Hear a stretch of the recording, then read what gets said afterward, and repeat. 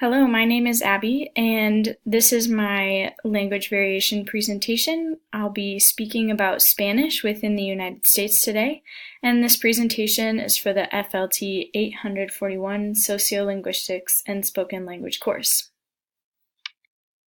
We'll begin with a brief overview in that I will state from the get-go that there are many variations to Spanish and many elements and facets that make each production and use of Spanish across the globe unique and important and valuable. And I believe that this quote kind of speaks to that concept of each language offering a rich and unique insight into different ways of thinking and living, which is an important mindset to begin this presentation with.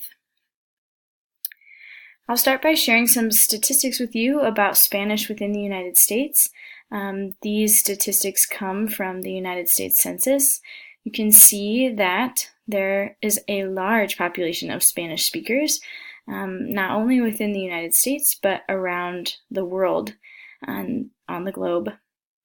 One part of the statistic that I find particularly interesting is the rise of the use of Spanish on the internet, as Spanish is the third top language used on the internet. You can see that there's been a great increase between 2000 and 2010, and much of this has to do with the rise of technology, social media, and access to technology. You'll also see below that in the United States, the prediction remains that the amount of Spanish being spoken and people in the United States that can speak Spanish will continue to increase over time. It's important to keep in mind and understand that the United States has a very complex linguistic situation when it comes to Spanish, in that multiple varieties of Spanish are spoken within the United States, and each of which comes from a unique origin point and includes many varieties, both orally and written, in the Spanish language. However, each of these contribute to the diverse use of language within the United States, which is an important element to have. You'll see on this map and a little graph which indicates the increase in the Hispanic population within the United States between the 1970s and 2013. So it's fairly recent, and you will notice that each state has a particular color that represents the percentage of the Hispanic population within that state. So each state will be filled up to a certain point with the color to represent that population. You will see that the southern states have a higher population, Hispanic population. However, the Hispanic populations reach all the way through the north of the United States, so it is spread out across the United States. A window pane for you of statistics, if you will, from the U.S. Census Bureau.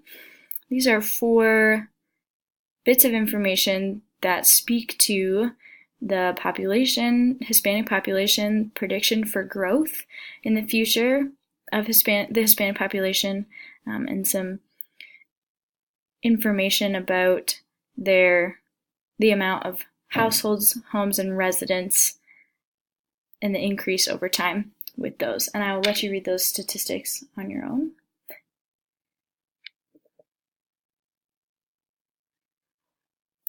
When we consider where the standardized edition of Spanish is coming from, it is important to know that there is an organization that exists called the Real Academia Española, and this organization was created in Spain in 1713 to regulate the Spanish language. So the RAE, as it is often referred to, just determines which words and terminology will be included in this standardized edition of the language. They produce dictionaries and multiple resources when it comes to the standardized edition of Spanish, particularly academic Spanish. As we consider the variations of Spanish within the United States, it's important to recognize the regional and difference between regional dialects and social dialects, as both are present within the United States. So a regional dialect refers to the way of speaking that's associated to a particular geographical region and the residents therein, and a social dialect refers to language spoken within a particular social group. Each one of these contribute to the way that Spanish is spoken in the United States and how it's spoken depending on the geographical region or the particular social group of people. When it comes to variations, there are several major elements to consider that are variations. One would be Peninsula Spanish versus Latin American Spanish, sometimes referred to as Spain Spanish versus Latin American Spanish, and considering some of the differences between the two. Regardless of what type of Spanish, as there are more than Peninsula Spanish and Latin American Spanish, each type will vary in pronunciation, use of consonants, use of vowels, sounds, tones, intonation, their speech patterns, and even things like pronouns. Grammar often holds consistency. However, there's room for variation in all parts of language. And then last but not least would be Spanglish, which I will give an example of each of these in the following slides. This example of variation is intentionally an example that could be applicable to a younger audience, so it may not be quite at your learning level. However, it could be useful in explaining the differences between Spanish in Spain and Latin American Spanish to a younger audience of learners. So I'll play a clip of this for you, and then we'll move on to another example. You know what happens after colonization? A linguistic hot mess, and that's a good thing. So let's get complicated.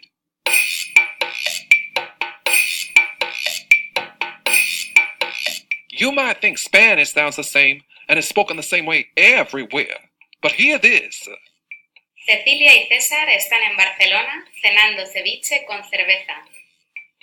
Cecilia y César están en Barcelona cenando ceviche con cerveza.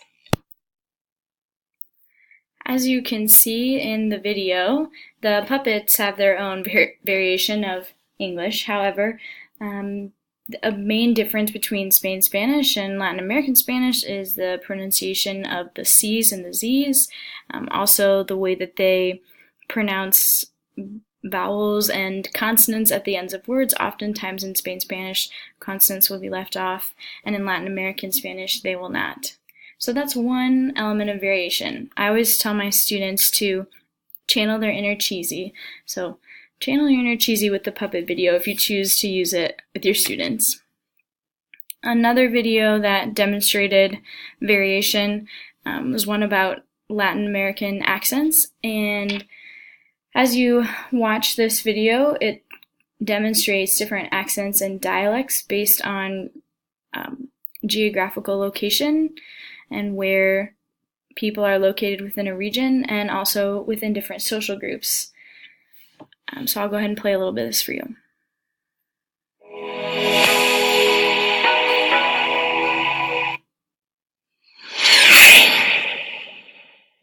Ya sea antes de diciembre no nos encendía la luz, no las pasamos oscuras. Qué bueno que hay este programa que ayuda a la gente a solucionar los problemas. Muy agradecido con ellos. Por el simbolismo de esta reunión, una reunión. As the video continues, you can choose different countries to listen to. One thing to consider when using this video is that it is majority clips from the news, and so clips from the news can represent a limited or more specific audience, but they do provide examples of speakers from many different Spanish-speaking countries. One last point that I'd like to touch on is some specific linguistic features and potential points of conflict when considering language variation in Spanish, in that oftentimes Spanish can get categorized into Hispanic versus Spanish versus Latin American additions to Spanish. However, there are many more dialects and variations of Spanish around the world, and it's important to consider how people are using language based on their geographical location and social groups with Spanish, and to recognize that each variation has its own history and culture attached to it that is important to the people who speak that language. And as we learn more about Spanish being spoken, it's important to remain open to the different variations that exist.